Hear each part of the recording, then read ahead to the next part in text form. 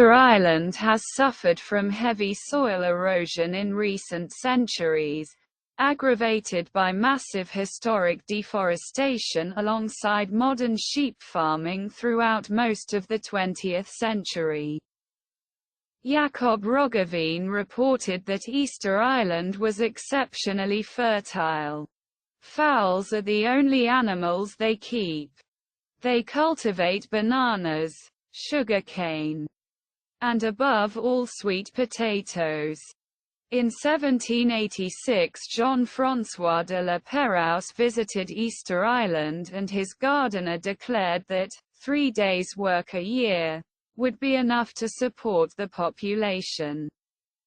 Rollin, a major in the Pérouse expedition, wrote, "Instead of meeting with men exhausted by famine, I found, on the contrary, a considerable population, with more beauty and grace than I afterwards met in any other island, and a soil, which, with very little labor, furnished excellent provisions, and in an abundance more than sufficient for the consumption of the inhabitants." The islanders' innovation of lithic mulching, the practice of covering fields with gravel or rocks to trap moisture and improve soil fertility, is a well-known and effective practice in dry areas of the pre-modern world. According to Diamond, the oral traditions, the veracity of which has been questioned by Routledge, Lavauchery, Metro, Payser, and others, of the current islanders seem obsessed with cannibalism, which he offers as evidence supporting a rapid collapse. For example, he states, "To severely insult an enemy one would say, 'The flesh of your mother sticks between my teeth.' This," Diamond asserts, "means the food supply of the people ultimately ran out." Cannibalism, however, was widespread across Polynesian cultures. Human bones have not been found in earth ovens other than those behind the religious platforms, indicating that cannibalism in Easter Island was a ritualistic practice. Contemporary ethnographic research has proven there is scarcely any tangible evidence for widespread cannibalism anywhere and at any time on the island.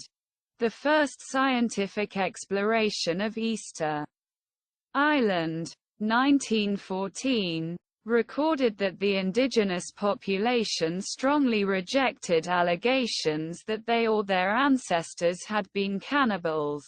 The large stone statues, or moai, for which Easter Island is famous, were carved in the period 1100 to 1680 CE, rectified radiocarbon dates.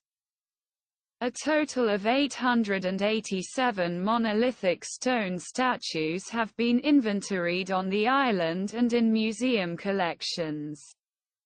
Although often identified as Easter Island heads, the statues have torsos, most of them ending at the top of the thighs. A small number are complete figures that kneel on bent knees with their hands over their stomachs. Some upright moai have become buried up to their necks by shifting soils. Almost all, 95%, citation needed, moai were carved from compressed, easily worked solidified volcanic ash or tuff, found at a single site on the side of the extinct volcano Rano Raraku. The native islanders who carved them used only stone hand chisels, mainly basalt toki, which lie in place all over the quarry. The stone chisels were sharpened by chipping off a new edge when dulled. While sculpting was going on, the volcanic stone was splashed with water to soften it. While many teams worked on different statues at the same time, a single moai took a team of 5 or 6 men approximately a year to complete. Each statue represented the deceased head of a lineage. Only a quarter of the statues were installed. Nearly half remained in the quarry at Rano Raraku, and the rest sat elsewhere, presumably on their way to intended locations. The largest moai raised on a platform is known as Paro. It weighs 82 tons, 90 short tons, and is 9.89 meters, 32 feet 5 in, long. Several other statues of similar weight were transported to Oahu on the north and south coasts. Possible means by which the statues were moved include employment of a miro manga erua, a Y-shaped sledge with crosspieces, pulled with ropes made from the tough bark of the hau tree and tied around the statue's neck. Anywhere from 180 to 250 men were required for pulling, depending on the size of the moai. Among other researchers on moving and erecting the moai was Vince Lee, who reenacted a moai moving scenario. Some 50 of the statues were re-erected in modern times. One of the first was on Oahu at Chahuk in Anakina Beach in 1956. It was raised using traditional methods during a Hyodal expedition. Another method that might have been used to transport the moai would be to attach ropes to the statue and rock it, tugging it forward as it rocked. This would fit the legend of the moai walking to their final locations. This might have been managed by as few as 15 people, supported by the following evidence. The heads of the moai in the quarry are sloped forward, whereas the ones moved to final locations are not. This would serve to provide a better center of gravity for transport. The statues found along the transport roads have wider bases than statues installed on Oahu. This would facilitate more stable transport. Studies have shown fractures along the bases of the statues in transport. These could have arisen from rocking the statue back and forth and placing great pressures on the edges. The statues found mounted on Oahu do not have wide bases, and stone chips found at the sites suggest they were further modified on placement. The abandoned and fallen statues near the old roads are found, more often than would be expected from chance, face down on ascending grades and on their backs when headed uphill. Some were documented standing upright along the old roads, e.g., by a party from Captain Cook's voyage that rested in the shade of a standing statue. This would be consistent with upright transport. There is debate regarding the effects of the monument creation process on the environment. Some believe that the process of creating the moai caused widespread deforestation and ultimately a civil war over scarce resources. In 2011, a large moai statue was excavated from the ground. During the same excavation program, some larger moai were found to have complex dorsal petroglyphs, revealed by deep excavation of the torso. In 2020, a pickup truck crashed into and destroyed a moai statue due to brake failure. No one was injured in the incident. Oahu are stone platforms, varying greatly in layout. Many were reworked during or after the Huri moai or statue toppling era. Many became ossuaries, one was dynamited open, and Ahu Tongariki was swept inland by a tsunami.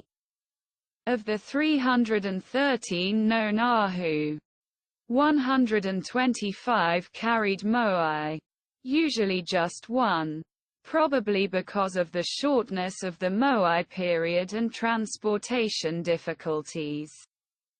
Ahu Tongariki, 1 kilometer, 0.62 miles, from Rano Raraku, had the most and tallest moai, 15 in total.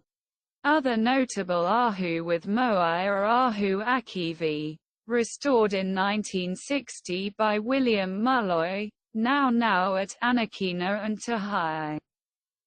Some moai may have been made from wood and were lost.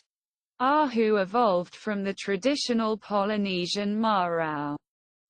In this context, Ahu referred to a small structure sometimes covered with a thatched roof where sacred objects, including statues, were stored. The Ahu were usually adjacent to the marau or main central court where ceremonies took place, though on Easter Island, Ahu and moai evolved to much greater size. There the marau is the unpaved plaza before the Ahu.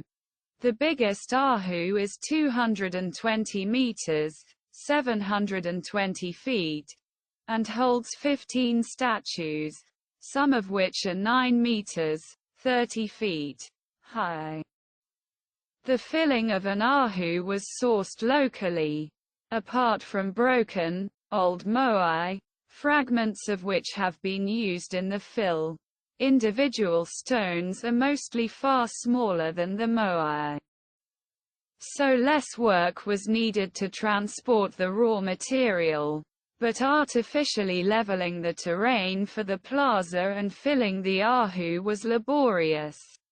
Ahu are found mostly on the coast, where they are distributed densely and fairly evenly.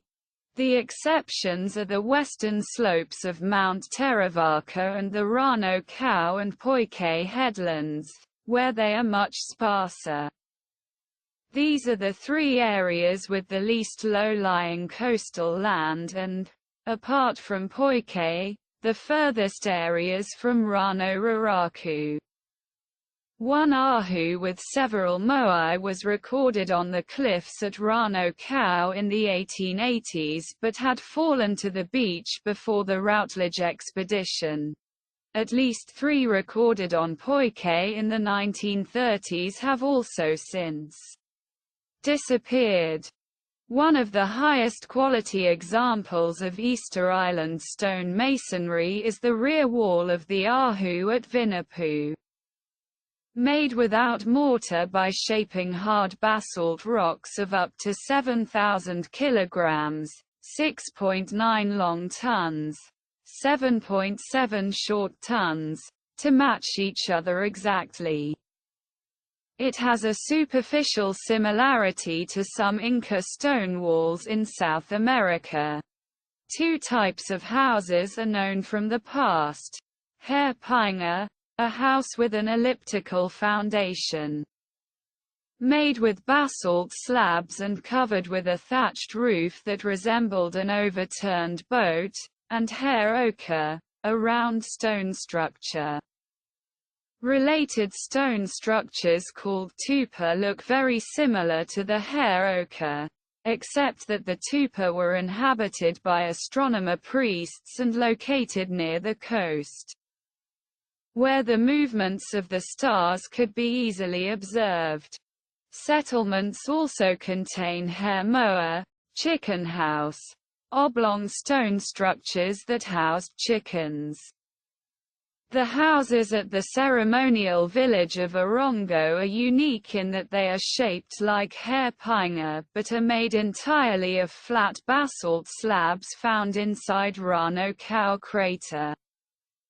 The entrances to all the houses are very low, and entry requires crawling. In early times, the people of Rapa Nui reportedly sent the dead out to sea in small funerary canoes, as did their Polynesian counterparts on other islands.